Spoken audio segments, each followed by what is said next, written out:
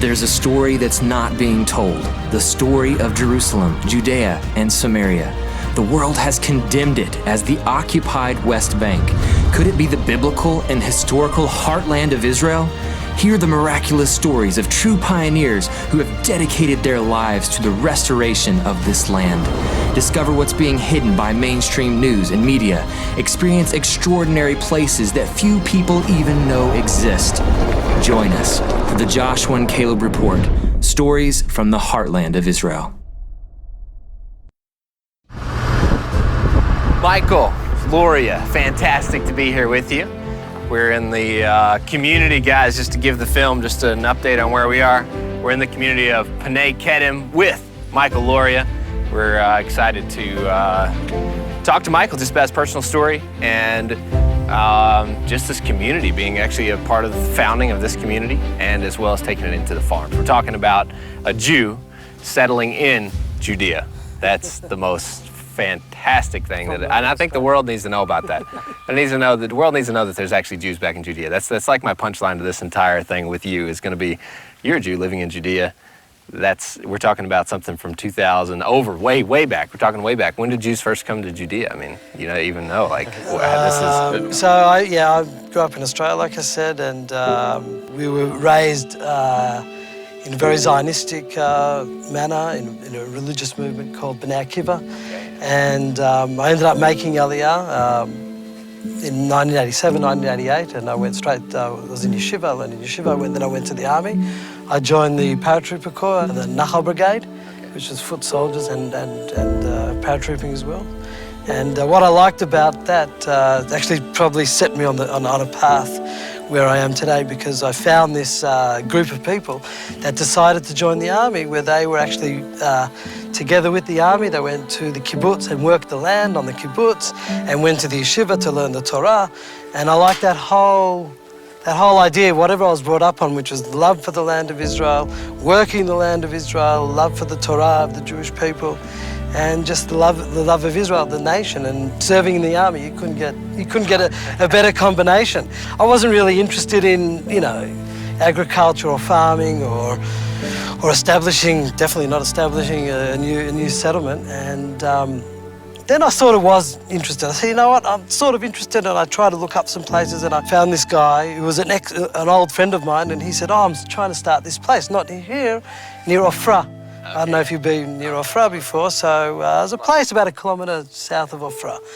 And then I said, oh, that's great, I'm going to be really interested. He says, I've seen hundreds of you, you've come and you go, you don't do anything. This was in 1994, so it was just after the Oslo Accords, about a year or two after the Oslo Accords, it was actually 96, so I was like a couple of years after, and they said, there's no more establishing settlements anymore. That's it, there's no more. Before that it was. And I said, don't tell me no more, I don't know for an answer. And so it started I think I met them in 97 it was, and so then 98, and I said, we really got to do it, and I was really going. I was before the internet, before the Facebook or the WhatsApp or the smartphones. Anything that we know today, it was like, go write a sign, print it up on Word, print it, put it up next to a synagogue in Jerusalem and hopefully get a phone call. Eventually, after many, many places, what happened was what they used to do, we were working with Amana, they're a body that establishes all the settlements. Zambish, maybe you've heard of him. He's a really big guy, he's a righteous guy, very big tzaddik, and he's established a lot of these points. So he sent us from place to place, and he sent us down in the valley where they've got quarries. And they said, okay, you're going to establish the settlement down next to the quarry. What year is that? This was 1998. And they said, oh, this is a great place, and then they called us up, they go, you can't do it. Every time it was like, they sent us to a place, and then 10 minutes later, no, you can't do it there. Oh, no, you can't do it there. So then they can't do it there because the quarry, you can't breathe in that dust, it'll be dangerous. So then my wife saw some lines, cables coming up here, and she saw electricity cables. She said, oh, there must be some settlement up there. Let's look. Oh, yeah, there's a settlement up there called Naast, which is the settlement over there. It's more of an ultra-Orthodox community. And here they had, 50, 60 caravans abandoned. So we made it up here, and they said, oh, okay, this is the place. What was here before? There were caravans that settlement put here, but they never managed to populate them, and Arabs from the area came and destroyed most of the infrastructure. It was literally 1 month before the Second Intifada, so it was the August 30th. We're now celebrating 17 years. So August 30th, when's 30th of August? I think it's soon. In 2 weeks' time, so 17 years. So that's how we started and got here. You know, I started this place, and I've got now a lot of agriculture here. The dream is to have a thriving, nice community with nice people here, people being respectful of one another, as ecological as we can be. That's awesome. Michael, I want to go around. I want to see just a little bit of the community, Sure. introduce us, maybe just to kind of around the area, but I also want to go to your farm. Yeah, sure, and get sure. connected to what you're doing and building Yes, the land. 100%. Just like the thing we left out was the prophets talked about settling the agriculture, that the agriculture would be restored to the land, 100%. and you're also involved in that level. So I want to get into a little bit of the farm aspect as well. Would love to. So I'm only seeing a couple like permanent structures. I'm seeing a lot of caravans. Yes. Like a lot of people that are going to be watching this don't quite understand the dynamics of what and how a community gets started. So why in the world why haven't you finally, you've been here 17 years, why haven't you built a house? Come on, for goodness sakes. Living in this little panel place, you know, you said you get 140 kilometer-hour winds, so wouldn't it be nice to actually be in something that you don't think is going to blow away? Yeah. It's a great question. You know, we had important things that we wanted to do at the beginning. It was very hard to build at the beginning because we were very worried about what could happen. The building really only started here, say, 7 to 8 years ago when people started building. Well, they could. It's all unfortunately, it's all illegal here. They could come and bulldoze all the houses here, even though it is on state land. It's not on any Arab private land. You know, we haven't like disregarded an Arab community and chucked them out or anything like that. And we want to invest in the agriculture. You know, really. Should we walk towards your house? Like towards your dream to the building? Let's go to the dream house. Yeah, it's 5 minutes. See sure. what we got around here. A lot of people here, there's all different types of professions. There's teachers, there's high-tech, either Jerusalem or the centre of the Gush, which is 15 minutes away. So you have teachers, you have high-tech. We've got a doctor here, we've got a dentist here. Some people work from home.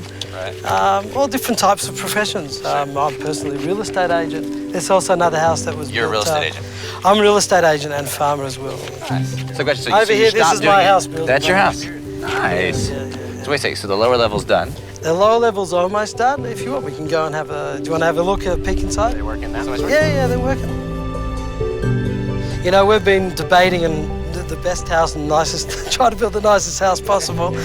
They started working about 10 months ago.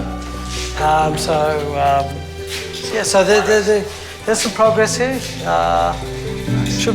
This area should be ready, and then we're going to do the top floor, which is our floor upstairs, probably about 6 to 7 months. So you're going to do the floor upstairs? Yeah. This is just for the renters, and also for my olive oil. We talked about farming, so I've got a bit of a So the olive oil is going to come. The press?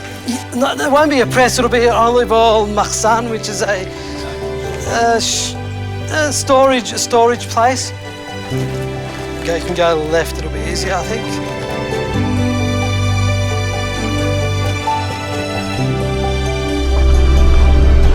All right, guys, we're going to do one more thing. We're going to jump in the cars, and you're going to take us to your farm, right? Of course. Let's check out the olive groves and the vineyards, right? Yep, we'll tell you the whole story up there. Well, let's do it. It's a story.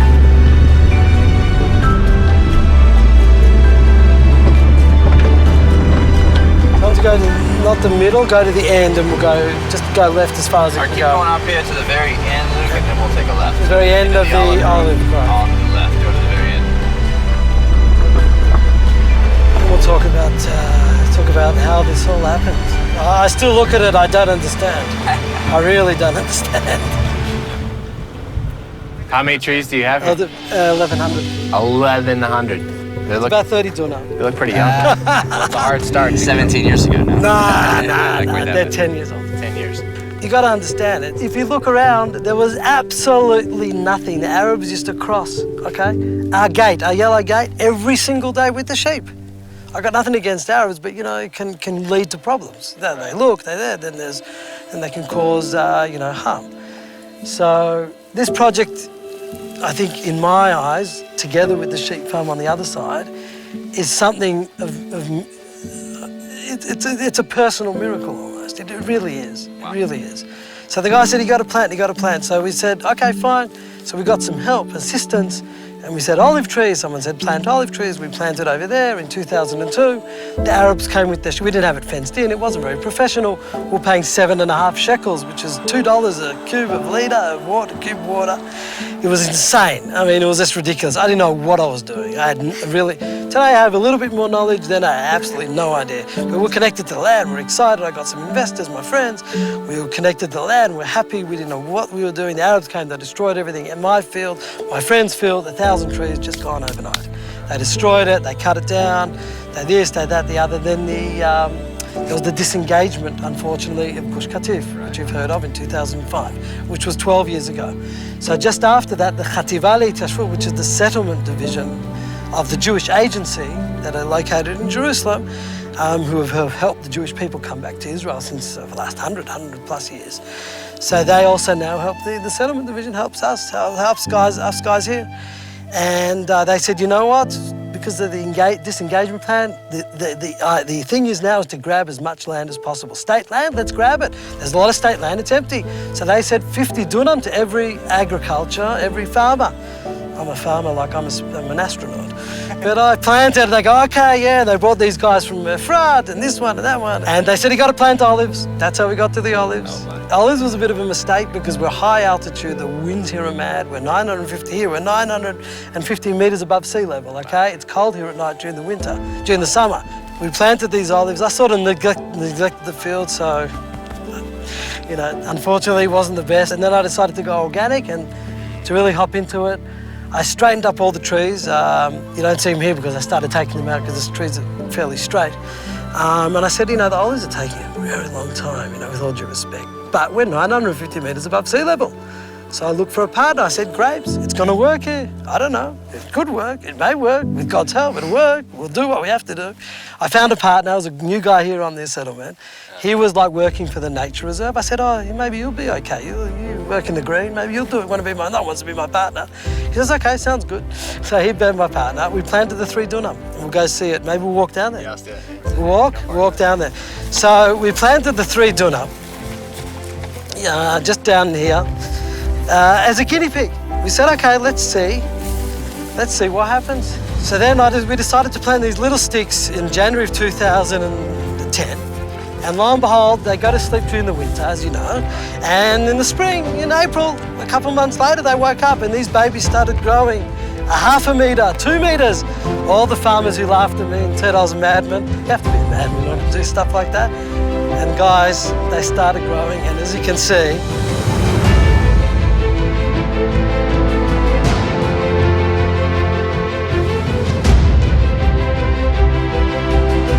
Guys, what I think is most amazing, we just spent a lot of time running around here seeing the all the work that you've done, Michael.